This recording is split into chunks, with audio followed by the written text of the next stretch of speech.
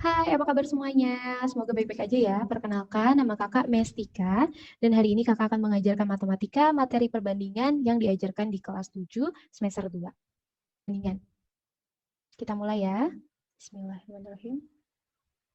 Oke, perbandingan. Perbandingan itu adalah suatu proses membandingkan dua besaran yang sejenis dan memiliki satuan yang sama.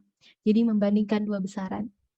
Ada perbandingan senilai dan perbandingan berbalik nilai. Perbandingan senilai adalah perbandingan antara dua besaran yang apabila salah satu besaran semakin besar, maka besaran yang lain juga akan semakin besar. Contohnya, kalau 2 ekor kucing butuh 1 saset makanan basah, maka kalau kucing yang bertambah menjadi 4, maka makanannya juga bertambah menjadi 2 saset. Kalau bertambah lagi kucingnya jadi 6, maka makanannya pun juga bertambah menjadi 3. Kita lanjut ke perbandingan berbalik nilai. Perbandingan berbalik nilai adalah perbandingan dua besaran yang jika salah satu besaran semakin besar, maka besaran yang lain nilainya akan semakin kecil dan sebaliknya. Contohnya, dalam satu karung beras, jika dimakan oleh 4 orang, maka beras tersebut akan habis dalam waktu 40 hari.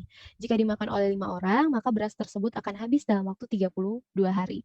Dan jika dimakan oleh 8 orang, maka beras tersebut akan habis dalam waktu 20 hari. Dari sini kita lihat, jika semakin banyak orangnya, maka akan semakin cepat pula berasnya habis. Semakin banyak orang, semakin berkurang harinya. Selanjutnya, perbandingan senilai dan berbalik nilai. Jadi, perbandingan senilai itu jika besaran pertama bertambah, yang lain juga ikut bertambah. Dan perbandingan berbalik nilai yaitu adalah perbandingan yang jika besaran pertama bertambah, besaran yang lainnya berkurang.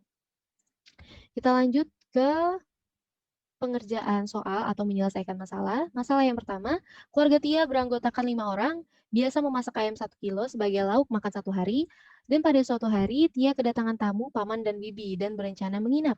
Pada hari itu, berapa banyak ayam yang harus dimasak agar cukup dimakan bersama-sama? Lanjutnya ke masalah kedua, sebuah proyek dapat dikerjakan oleh 20 orang dalam waktu 18 hari. Jika pekerja ditambah setengah dari pekerja yang sudah ada, maka proyek akan selesai dalam waktu. Kita lihat kedua soal ini. Logikanya untuk masalah yang pertama, logikanya jika orang dalam rumah tersebut bertambah, tentu makanan yang diperlukan juga semakin banyak. Sehingga masalah yang pertama adalah masalah perbandingan senilai. Dan untuk masalah yang kedua, semakin banyak orang yang mengerjakan proyek, maka semakin cepat pula proyek itu selesai, sehingga harinya berkurang. Masalah perbandingan berbalik nilai. Selanjutnya kita lanjut ke pengerjaan masalahnya. Jadi yang diketahui kita salin dalam bentuk tabel. Kolom satunya orang, kolom 2-nya ayam. Seperti ini, 5, 1, 7, A. A karena nilainya belum diketahui, jadi kita misalkan dengan A. Untuk soal perbandingan senilai, pengerjaannya adalah dengan cara mengali silang. Ya, 5-nya dikali A dan 1-nya dikali 7.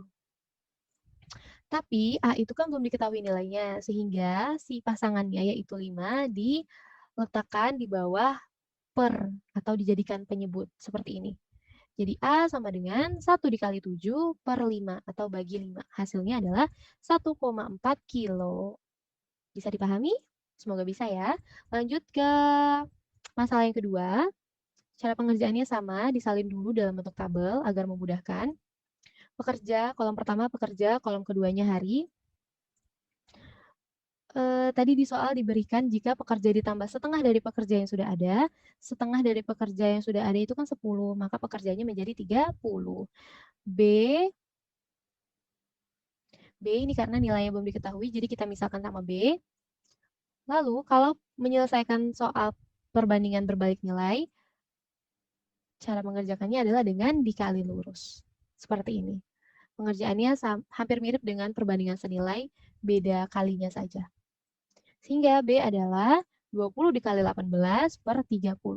Jadi didapat hasilnya adalah 1,4 kilo untuk masalah pertama dan 12 hari untuk masalah yang kedua. Ini ringkasannya, jadi perbandingan senilai dan perbandingan berbalik nilai. Kalau perbandingan senilai dikali silang, kalau perbandingan berbalik nilai dikali lurus.